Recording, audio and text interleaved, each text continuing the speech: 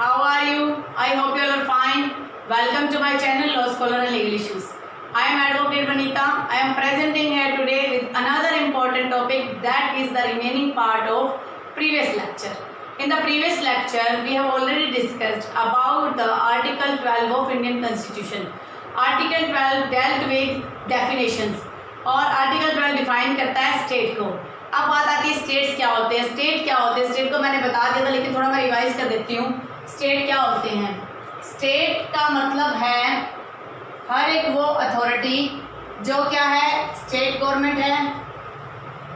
अब ये मान के चलिए कि सिंपल शब्दों में state government, central government,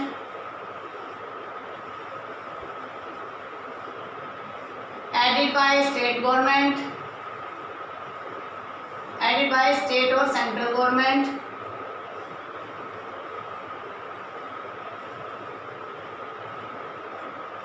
local authorities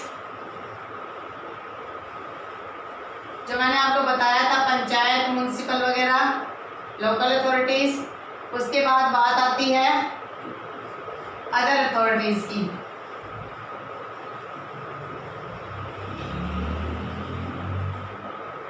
other authority के अंदर कोई भी ऐसी अथॉरिटी जो सरकार द्वारा, गवर्नमेंट के द्वारा, सेंट्रल और स्टेट गवर्नमेंट के द्वारा अपॉइंट की गई हो, या उनका रिक्रूट किया गया हो, या वो फाइनेंशियली उनके द्वारा मैनेज की जाती हो, उनके द्वारा ऐड किया जाता हो, उनके द्वारा फंडिंग की जाती हो, ऐसी हर प्रकार की अथॉरिटी जो है that is a part of state. और इस लास्ट क्लास में मैंने आपको it कंसेप्ट और करवाया था, वो भी बहुत इंपॉर्टेंट कंसेप्ट था. That concept is related to whether judiciary is a state. क्या जुडिशरी स्टेट है. तो उस टाइम मैंने आपको बताया था इसके रिगार्डिंग एक लैंडमार्क केस है, रूपा अशोक हुर्रा वर्सेस अशोक हुर्रा. ये केस आपको मैंने बताया था 2002 का केस है. ये केस किस किस से डील करता है.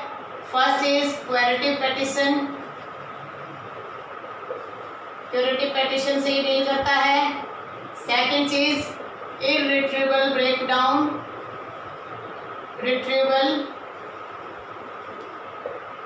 ब्रेकडाउन. थर्ड डील करता है कि क्या कोर्ट के ऑर्डर को चैलेंज किया जा सकता है, whether court order can challenge.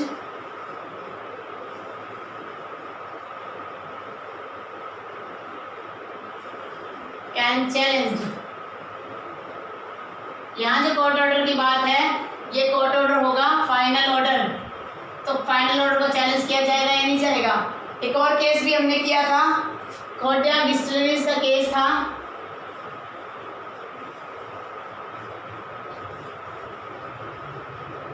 इस केस में इशू निकल के आया कि क्या जुडिशरी जो है वो स्टेट है. तो मैंने आपको उसमें बताया भी था कि जब वो नॉन जुडिशियल फंक्शन करेगी, नॉन जुडिशियल फंक्शन का मतलब जब वो कोई रिक्रूटमेंट करती है, या वो कोई ऐसी अथॉरिटी है इसको फंडिंग किया गया है, या उसने कोई किसी व्यक्ति को अपॉइंट किया गया है, या कोई रिक्रूट किया गया है, उस मामले में वो क्या है स्टेट है. जब जुडिशियल फंक्शन की बात आती है, जुडिशियल का मतलब होता है एडजुडिकेशन. एडजुडिकेशन को आप क्या समझोगे. एडजुडिकेशन का मतलब है कि जब बोथ पार्टी को मौका मिला, right to hear to both parties, right to hear both the parties, जब दोनों पार्टीज को सुनने का मौका मिला एंड फाइनल डिसीजन आया, that decision is said to be adjudication. तो आप ये थोड़ा थोड़ा जो नोट्स है, अगर आपको लगता है तो आप इसे नोट कर सकते हो. ये हमने लास्ट जो क्लास है उसमें किया था, ये मैं आपको रिवाइज करवा चुकी हूँ. ये जो केस है 2002 का है, इंपॉर्टेंट केस है. ये भी 1994 का केस है, कर्नाटका के अगेंस्ट है, तो ये भी इम्पोर्टेंट हो जाता है. But the most important case is Rupa Ashok hurrah case. तो आप इसे थोड़ा नोट कर सकते हो अगर आप नोट करना चाहो. तो आज हम जो है इसी कंसेप्ट को आगे बढ़ाते हैं. इसी कंसेप्ट को आगे बढ़ाते हुए आज का जो हमारा पहला लैंडमार्क केस है, पहली जो हमारी अथॉरिटी है, that authority is also very important. ये अथॉरिटी क्यों इम्पोर्टेंट हो जाती है? इसका ये रीज़न है कि जब स्टेट का कंसेप्ट आया, जब स्टेट को डिफाइन किया गया हमारे इंडियन कॉन्स्टिट्यूशन में, उस टाइम उसकी डेफिनेशन जो थी एक नैरो सेंस में थी।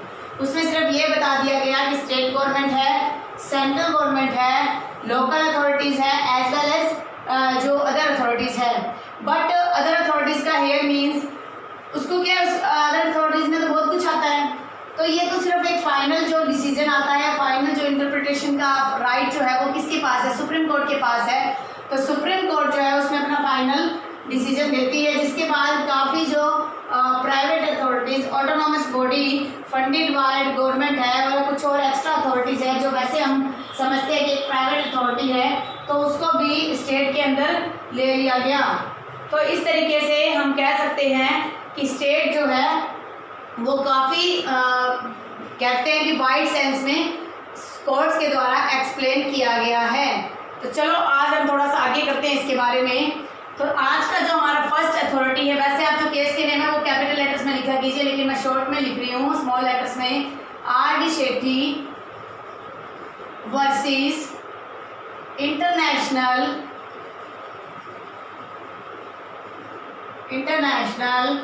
Airport authority. ये केस भी एक लैंडमार्क केस है। ये किस लिहाज से लैंडमार्क है? ये जो इंटरनेशनल एयरपोर्ट अथॉरिटी जो था, इसका इशू अराइज हुआ था, ये जो केस है 1979 का सुप्रीम कोर्ट का केस है। इसमें ये जो इशू अराइज हुआ था ये इसके रिगार्डिंग हुआ था कि whether it is a state, तो इसमें क्या कंक्लूजन निकल के आया वो मैं आपको लिखवा देती हूँ। वैसे तो डिटेल में बहुत कुछ है, लेकिन पॉइंट से आपको अंडरस्टैंडिंग के लिए फर्स्ट कंक्लूजन ये था कि शेयर कैपिटल जो भी उसमें इनकम होती है, क्या वो सरकार के द्वारा होल्ड की गई है? Whether that is hold by सरकार means government. Share capital hold by government. Second issue आया, सेकंड जो मेन निकल के आया वो कि फाइनेंशियल असिस्टेंट, क्या उसका फाइनेंशियल असिस्टेंट है वो सरकार के द्वारा दिया गया है बाय गवर्नमेंट। थर्ड चीज़ ये निकल के आई कि जो मोनोपोली है, गवर्नमेंट मोनोपोली उसमें रन करती है, गवर्नमेंट मोनोपोली रन करी है उसमें, कि जो सरकार की नीति क्या उसमें फॉलो की जा रही है। फोर्थ पॉइंट निकल के आया कि क्या ये एक स्टेट एजेंसी थी या सेंट्रल एजेंसी थी? स्टेट एजेंसी और सेंट्रल एजेंसी। सेंट्रल और स्टेट का मतलब है कि क्या इनके द्वारा इसको बनाया गया था। और इसके बाद निकल के आया कि क्या ये कॉरपोरेशन है, क्या सरकार ने इसको कॉरपोरेशन में तब्दील कर दिया। इस प्रकार से कुछ एक जो बात थी वो इसमें निकल के आई। इसके बाद जो इंटरनेशनल एयरपोर्ट अथॉरिटी है वो भी एक स्टेट का पार्ट बन गई, और आप कह सकते हो कि इसे अब स्टेट की कैटेगरी में काउंट किया जाता है। इन फैक्टर्स को उसके बाद 1981 के केस में भी इसको आगे लिया गया। दीज फैक्टर्स दोबारा से सुना गया कि इसमें अजय हसिया का केस था। अजय हसिया, ये भी इम्पोर्टेंट केस है। अजय हसिया वर्सेस खालिद मुजीब,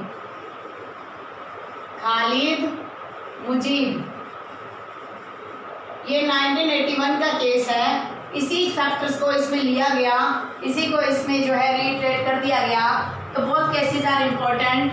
ये क्या प्री में पूछ लिया जाता है कि ये केस किससे रिलेटेड है? आर्टिकल 12 से ये रिलेटेड हो जाता है, ये भी आर्टिकल 12 से रिलेटेड हो जाता है। उसके बाद काफ़ी और केसेस निकल के आए, उसको भी मैं अभी आपको बताती हूँ। कुछ अथॉरिटीज़ है जो काफ़ी इंपॉर्टेंट हो जाता है, उसको भी अभी हम आगे एक्सप्लेन करेंगे।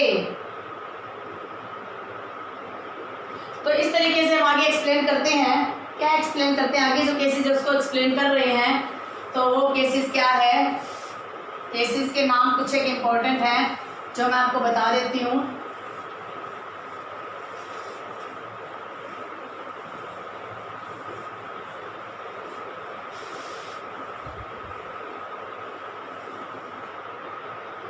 देविक बेटा पॉज करो। मैंने वीडियो को पॉज करवाया क्योंकि मुझे लगा कि अगर मैं लेक्चर बनाते बनाते आपको समझाते समझाते अगर मैं लिखूंगी तो लेक्चर काफ़ी लेंथी हो जाता है, और आप भी इतना लंबा लेक्चर जो है वो आप देखना पसंद नहीं करते हो। तो मुझे लगा कि क्यों ना मैं वीडियो पॉज करवा के और मैं कुछ कुछ एक अथॉरिटीज़ लिख दूँ, फिर मैं आपको उसको एक्सप्लेन कर दूँ, जिससे आपको समझने में परेशानी भी ना हो और हमारा जो टाइम है वो भी बच सके। आई होप आपको ये सिस्टम सही लगा होगा। अगर लगा है तो आप थम्स अप जरूर देना। आप नेक्स्ट जो केस है हमारा Zee telefilm limited versus union of India. Zee telefilm limited को आप सभी जानते हो, जो जी चैनल्स हैं, जी का जो ग्रुप है, जी न्यूज़ हो गया, जी टीवी हो गया, जी सिनेमा हो गया, ये जी के कुछ चैनल्स हैं, उनका अगेंस्ट केस था यूनियन ऑफ इंडिया का। इसमें ये बात निकल के आई कि ये क्या है, प्राइवेट बॉडी है, कि whether it is a private body and it is deemed to a state, क्या इसे स्टेट समझा जाएगा।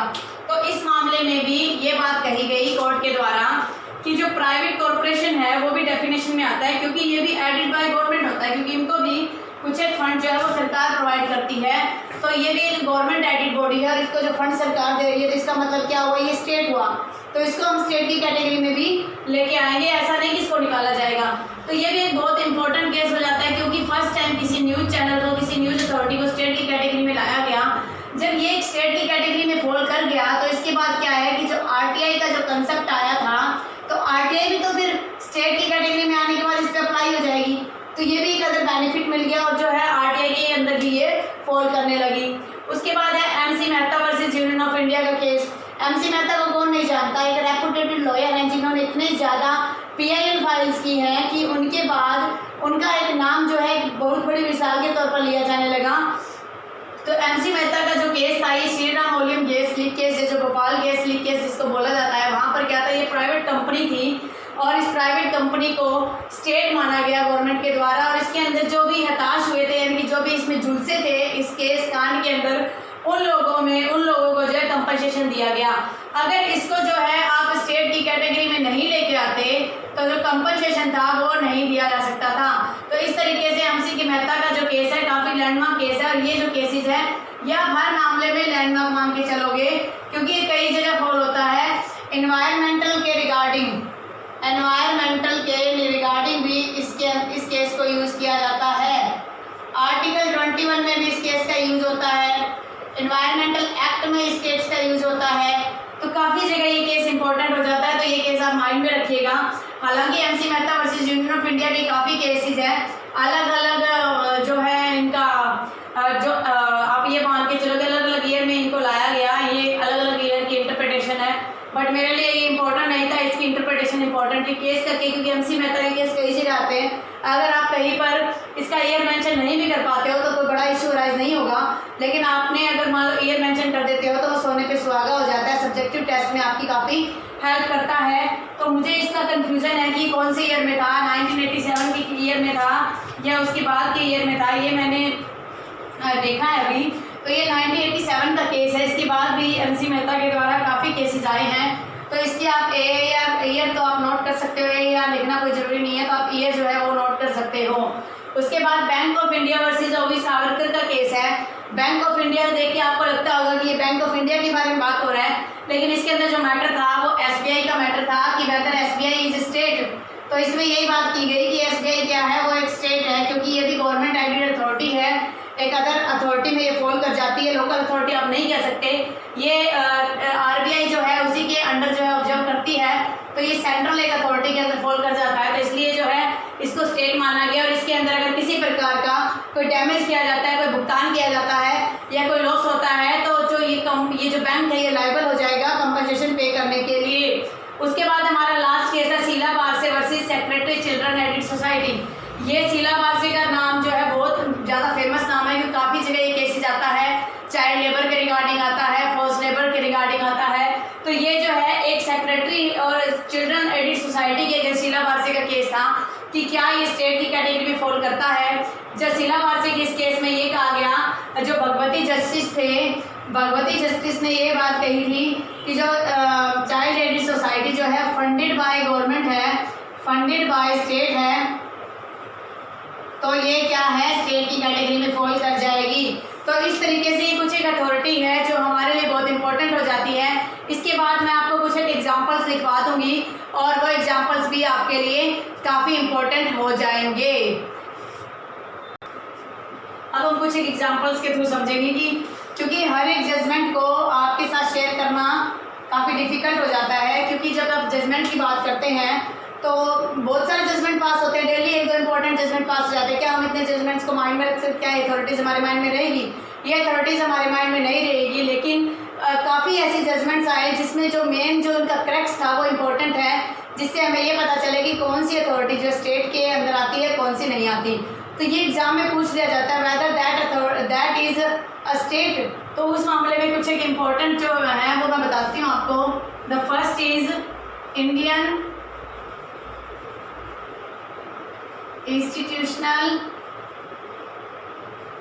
Institute of statistics.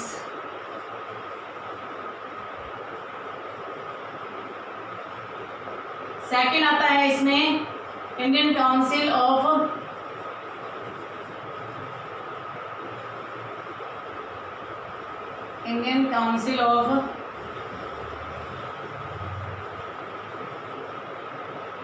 Agricultural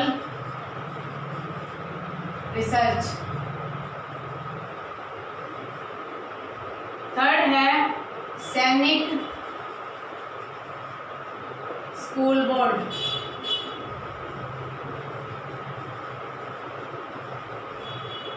fourth है cooperative societies.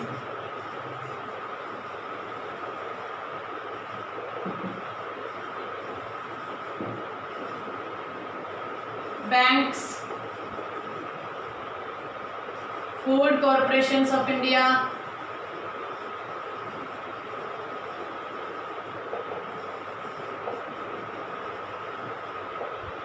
Steel authority of India,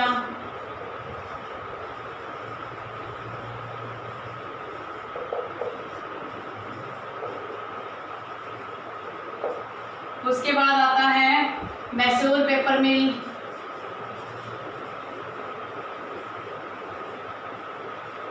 ये मैसूर जरूर लिखा हुआ है क्योंकि केस जो था कर्नाटका के साइड का था, तो पेपर मिल हर प्रकार की आएगी। उसके बाद है ऑयल कॉरपोरेशंस,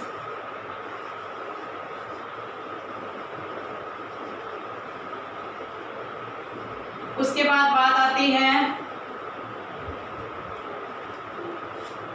कंपनी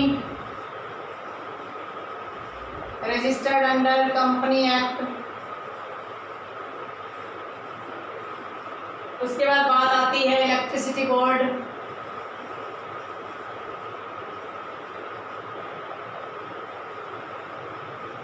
उसके बाद railway board,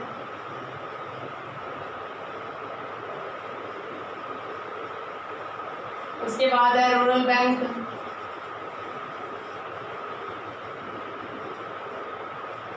public sector bank,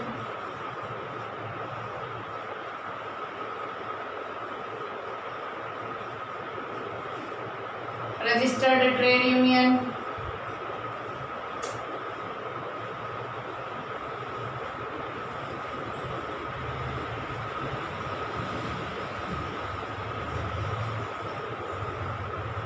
ये कुछ एग्जाम्पल्स है, शायद आपने लिख लिए होंगे। अदर एडिड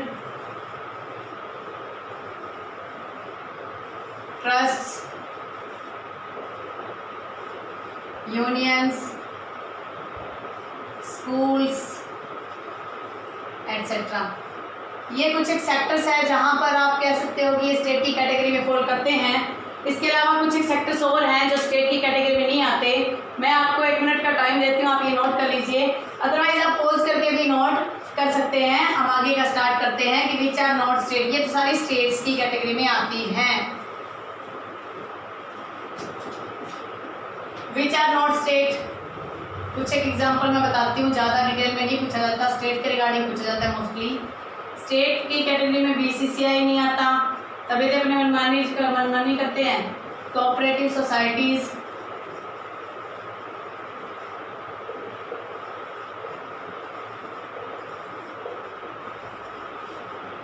विदाउट एड, बिना सरकार की हेल्प के, पहले हमने किया था वो सरकार की हेल्प के था। उसके बाद है bar association,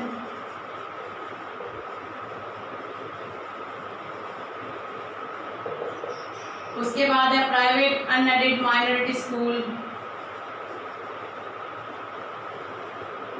private school, without aid etcetera. तो ये कुछ एक एग्जांपल है। अब यहाँ पर कुछ कंफ्यूजन भी राइज होता है कि मैम आपने इतना कुछ लिख दिया, क्या ये सारे बीसीसीआई क्यों नहीं आता? देखो बीसीसीआई गवर्नमेंट एडेड फंड के थ्रू नहीं है तो इसलिए नहीं माना जाएगा। अब जैसे बार एसोसिएशन में उसमें गवर्नमेंट फंड नहीं करती तो ये स्टेट की कैटेगरी में नहीं आएगा। कोऑपरेटिव सोसाइटी जो है वो अगर गवर्नमेंट फंड कर रही है तो वो क्या है, स्टेट की कैटेगरी में फॉल कर जाएगी, अदरवाइज वो फॉल नहीं करेगी। प्राइवेट स्कूल, कुछ एक स्कूल ऐसे जैसे गवर्नमेंट के द्वारा उसको कैटेगराइज किया गया है तो वो स्टेट की कैटेगरी में आता है। तो इस तरीके से आप कह सकते हो कि कुछ एक जो कंपनियां हैं, कुछ एक जो स्कूल कॉलेजेस वगैरह है वो स्टेट की कैटेगरी में आते हैं और कुछ नहीं आता। तो इस तरीके से स्टेट की जो डेफिनेशन है बहुत इंपॉर्टेंट हो जाती है प्री पॉइंट ऑफ व्यू से as well as main point of view से। तो इस तरीके से आप ये समझ सकते हो कि आप स्टेट को मिस नहीं कर सकते। ऐसा नहीं कि आर्टिकल 12 आपके लिए इम्पोर्टेंट नहीं है, इट्स वेरी इंपॉर्टेंट। पर क्या है, स्टूडेंट जिस पे इतना फोकस नहीं करते। जब फंडामेंटल राइट्स की बात आते हैं तो हम लोग क्या करते हैं, आर्टिकल 14 से लेके मोस्टली 30 तक कवर करते हैं। हम 32 को भी इतना डिस्कस नहीं करते जिसमें रिट्स दी होती हैं। तो स्टेट को इम्पोर्टेंट क्यों माना गया है, ऐसा क्यों कहा गया है कि स्टेट के अंदर आने से क्या फर्क पड़ जाएगा? देखो जब स्टेट के अंदर आने से क्या होगा, जब स्टेट होगा तो उसके बाद ड्यूटी हो जाती है to proper care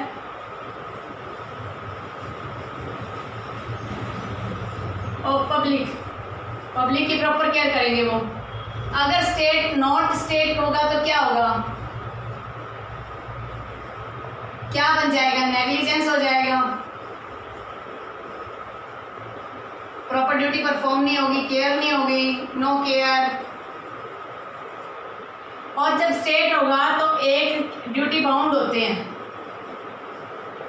duty bound होते हैं, जो भी अथॉरिटीज आएंगी उनकी अकाउंटेबिलिटी होती है। अकाउंटेबिलिटी का मतलब होता है जवाबदेही, तो उनकी एक जवाबदेही होती है। तो तभी कहते हैं कि अगर स्टेट की कैटेगरी में कोई आ गया तो ये उसकी ड्यूटी हो जाती है कि वो आम पब्लिक की केयर करे, उसकी सुरक्षा का ध्यान रखे। अगर वो उसकी सुरक्षा का ध्यान नहीं रखते तो कोर्ट में फंडामेंटल राइट्स के वायोलेशन के लिए उन्हें कंपनसेशन देना पड़ सकता है, उनको हर्जाना देना पड़ सकता है।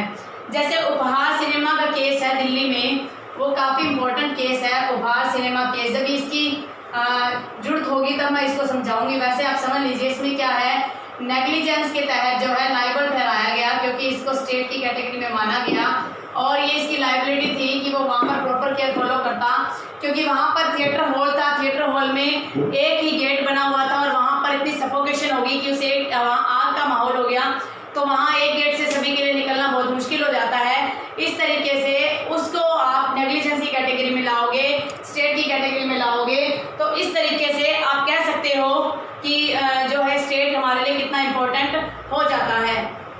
तो आई होप आपको जो है आज का जो मेरा वीडियो है वो पसंद आया होगा। अगर आपको मेरा ये लेक्चर पसंद आता है तो आप मेरे लेक्चर को जो है वो लाइक कीजिए और मुझे थोड़ा सा मोटिवेट करने के लिए थम्स अप आइकन पे क्लिक कर दीजिए या कमेंट दीजिए। अगर आप मेरे चैनल पे न्यू और फर्स्ट टाइम ये वीडियो देख रहे हो और आप चाह रहे हो कि ऐसा वीडियो आपको फर्दर मिले और आप ये चाहते हो सबसे पहले आप तक वो वीडियो पहुंचे, तो आप जो है बेल आइकन पे क्लिक कर दीजिए, मेरे चैनल को सब्सक्राइब कर दीजिए, फर्स्ट नोटिफिकेशन के साथ आप तक पहुंच जाएगा।